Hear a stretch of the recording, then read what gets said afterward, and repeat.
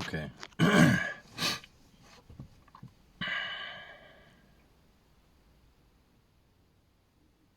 So I wanted to talk about reactivity and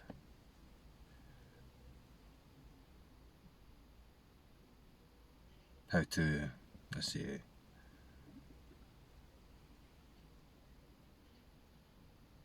look out for it. So I would suggest that reactivity is a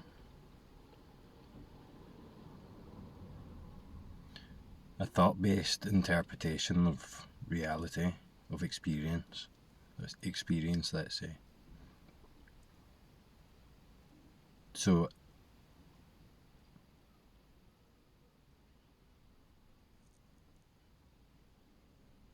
a thought that appears in response to perception of experience, an interpretation or judgment about experience from a point of view. So this can be any aspect of experience, including thought. So it could be a reaction to emotion, an emotion. The reaction will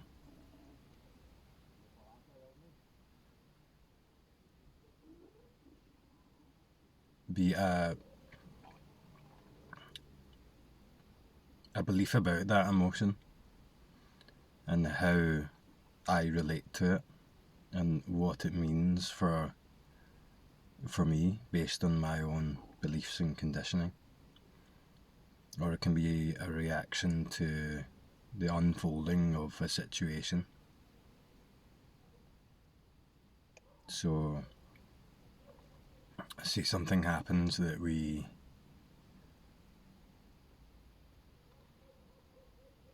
threatens our identity or our sense of self, then the reaction could be an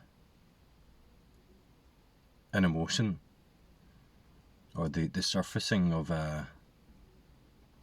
an emotion that seems to be tied up with a bunch of thoughts again about what this means to me, what this means about me, or what I need to do about it, or how it should have played out and it didn't, or how I can control how this plays out in a more favourable way from my point of view in future.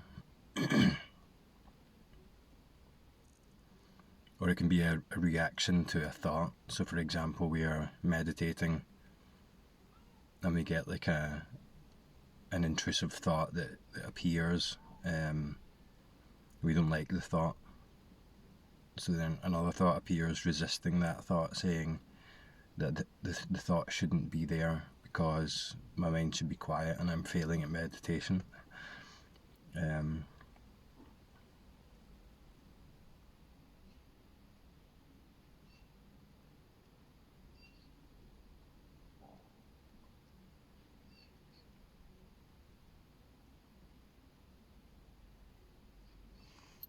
So I think there's I don't know a huge amount about this, by the way, so I'm probably going to misinterpret or paraphrase it, but I think I understand what's referenced when in Buddhism they talked about the first and the second arrow.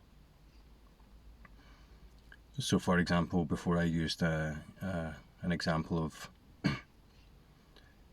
before or after the initial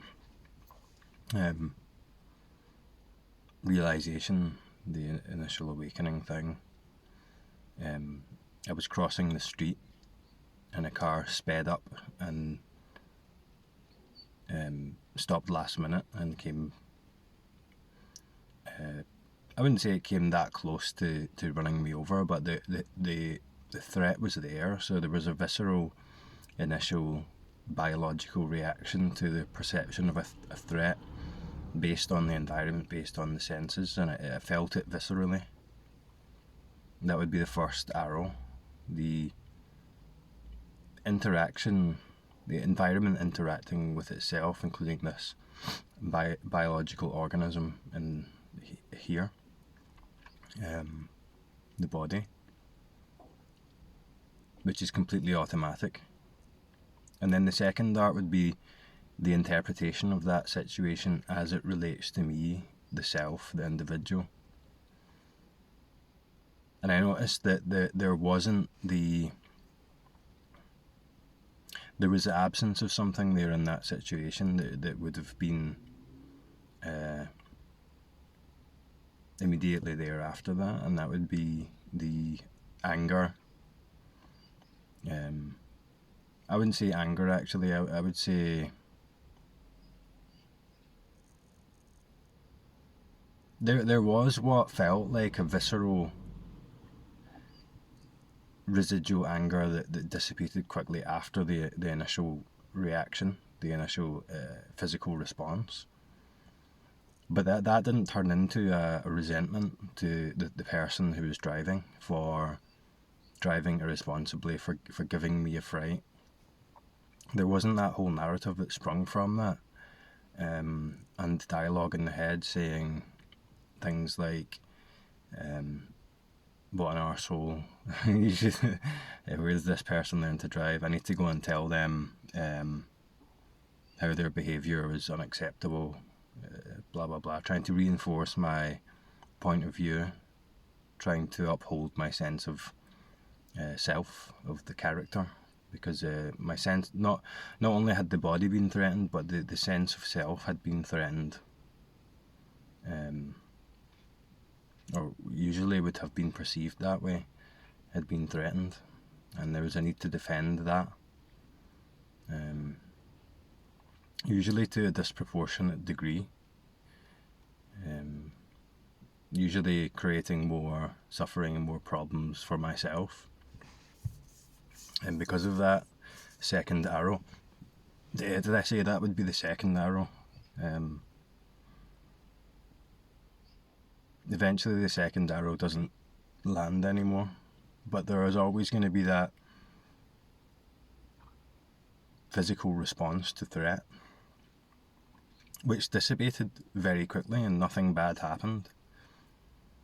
But I would have generated a story about how something bad had happened because of that, even though nothing bad happened.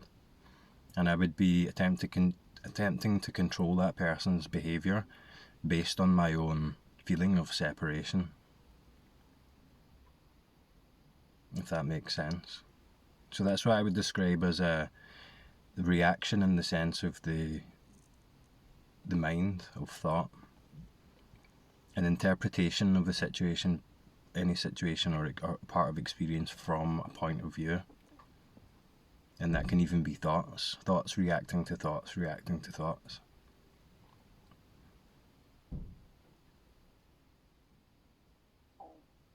Like the last video, a big part of that is emotion.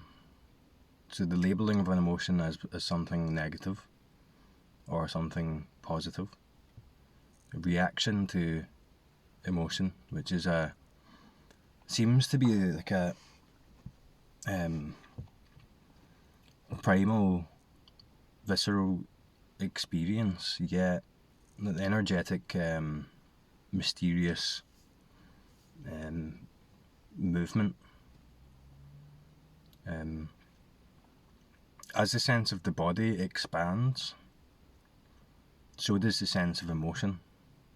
As the sense of the environment and the body being separate dissolves, so does the sense of emotion and its limitation. So the emotion then becomes something unlimited, something timeless,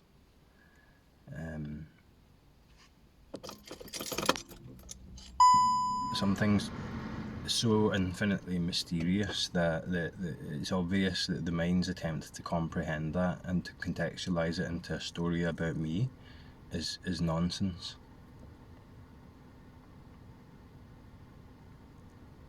So the story about the experience of emotion, the incomprehensible mystery of it,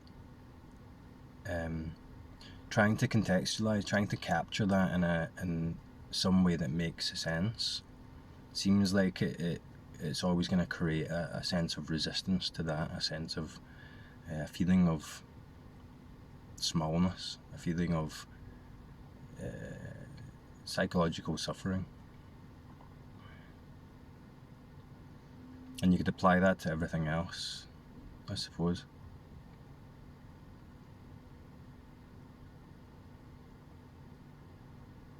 But the root of the reaction to experience comes from the assumption of the character who it refers to, who is relating to experience. I need to crack my back.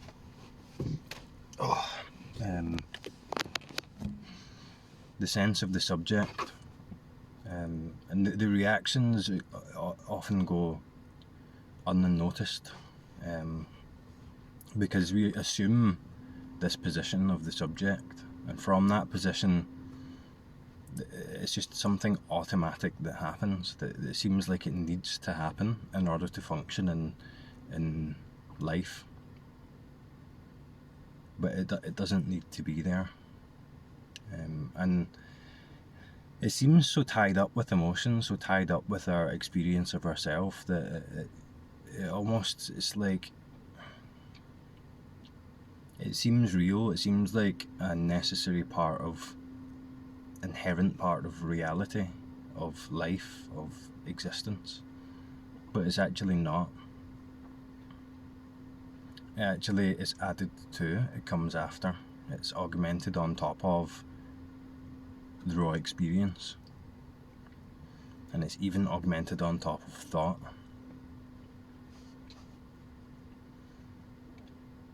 What seems to be at the core of that assumption is that reactive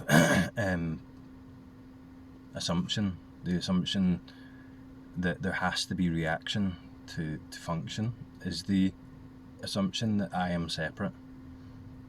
I am separate, I am in here, the world is out there.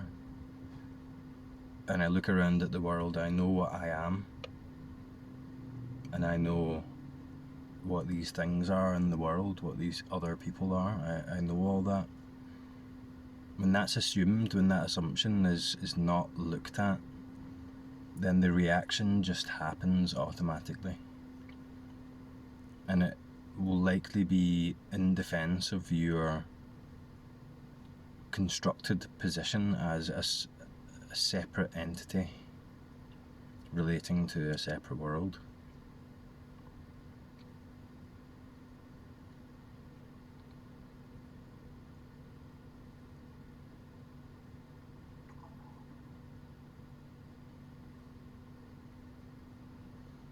As the realization deepens that a lot of these assumptions are exposed to be post-production, post-processing and augmentation, augmented thought assumptions plastered over this immediate experience.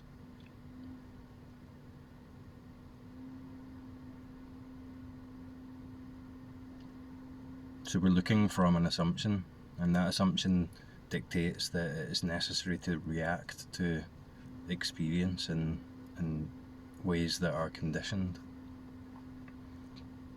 giving the illusion of autonomy, giving the illusion of separateness.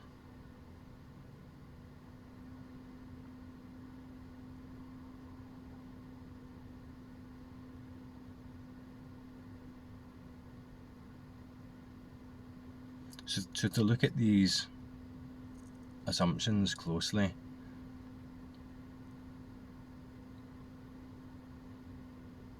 a good place to start is thought. What will be the next thought? And then as a thought appears, the noticing of that thought. Is it being noticed from a position, the position of the thinker or the watcher, the subjective position watching the appearance of an objective thought world separate from it. From that position, it's then possible to react to those thoughts with an interpretation of what they are, what they mean, should they be there, should they not be there. When the subjective position softens, then there is just thought, and there's no preference either way. Should the thought be there, should it not? There's just thought. And that's when the whole thing quietens down. Because we're letting go of that assumption of separateness, the separate thinker.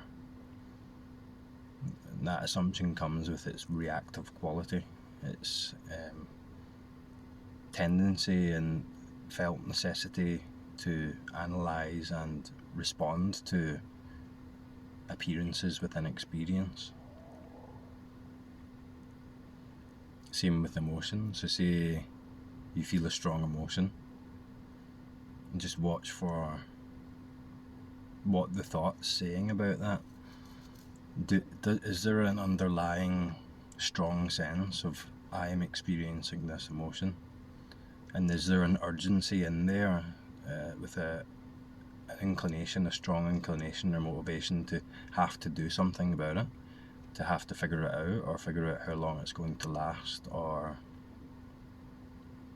how to avoid it, or the need to analyse it to try and control.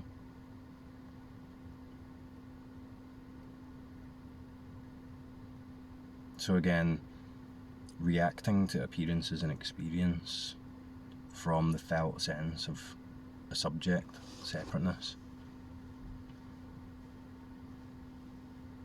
It seems that it's hard to describe because this is quite paradoxical, but it seems like the exit to that, or the surrender to that, is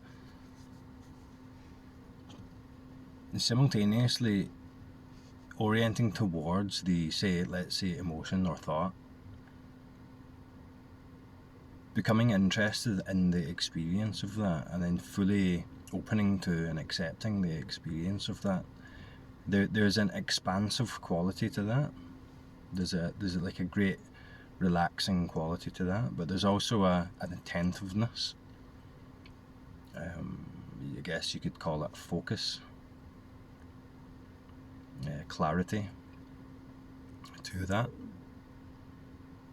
compared to the habituated,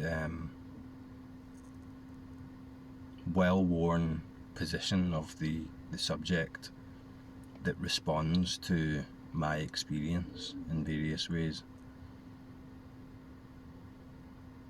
The subject, I know what this is, and this emotion appears, I know what that emotion is, that's this. It means this, and this is what I need to do about it.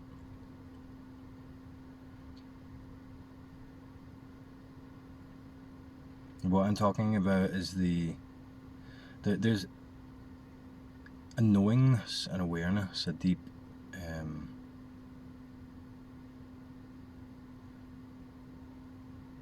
aliveness.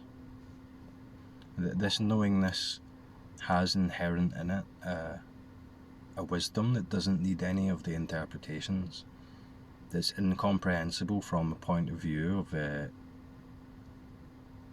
character or the mind or self, and it's nuanced and has wisdom inherent in it that is mysterious,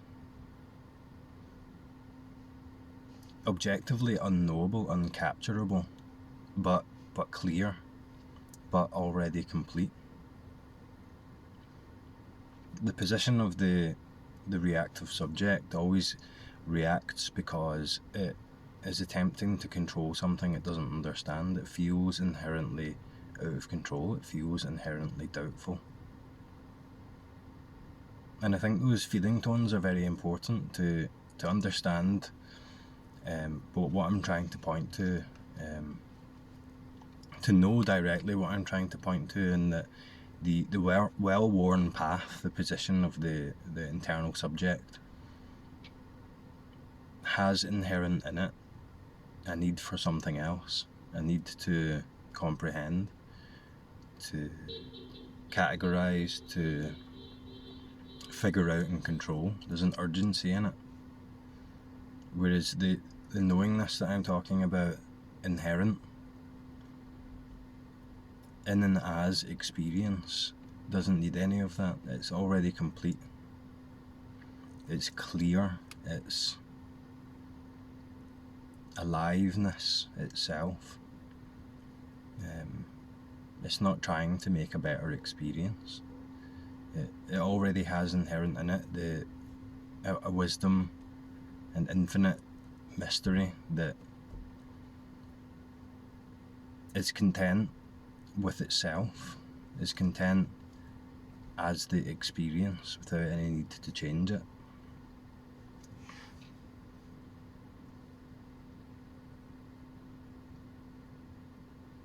And the well-worn path of the subject, or position of the subject, is sleepy. It's like half awake.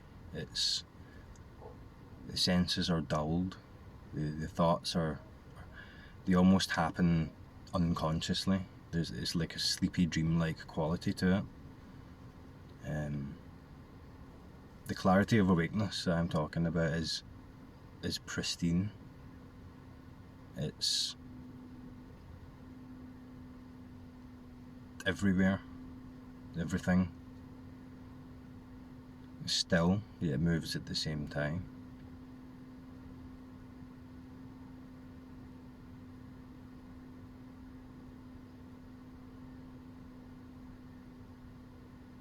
It's complete.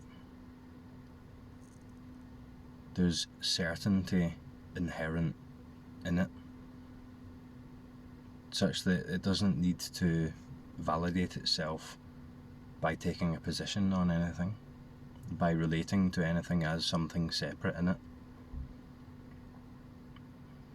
The understanding or feeling directly, the difference in experience, the seeming difference in experience,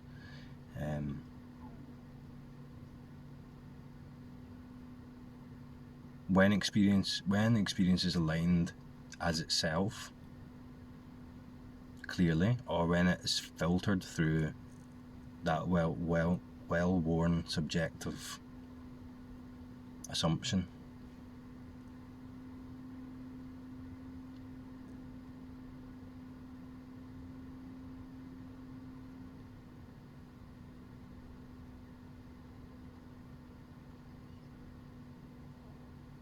So these reactions, even once the thinker has been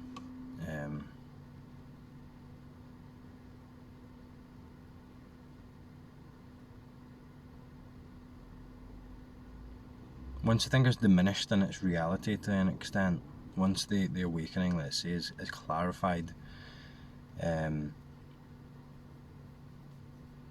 beyond a doubt, there still is the remnants of the habitual reactive behaviour patterns and thinking patterns of the subject, of the me, of the mind self, that continue to automatically play out. But as they automatically play out, as the second arrow,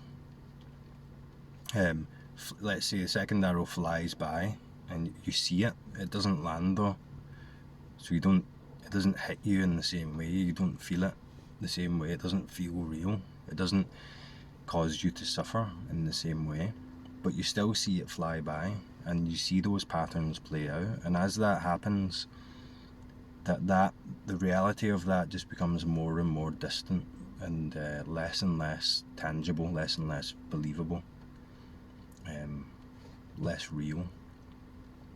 And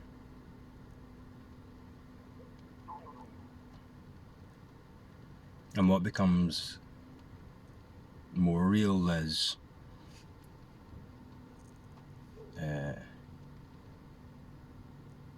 what's actually happening. The first arrow, let's say, in many different forms.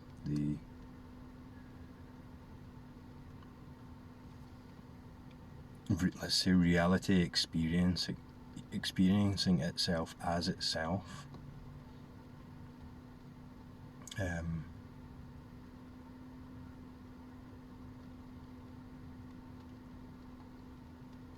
In the senses, in the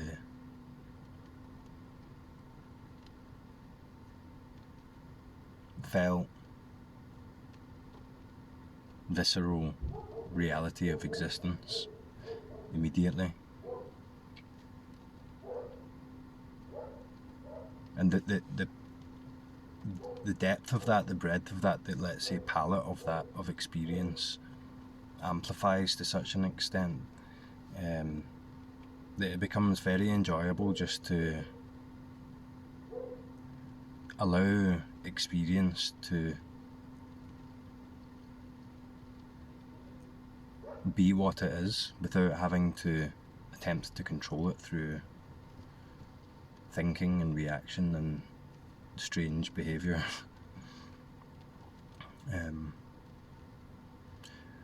Hopefully that makes some sense. I don't know if I've butchered the Buddhist arrow thing, but that's the sense I get from it.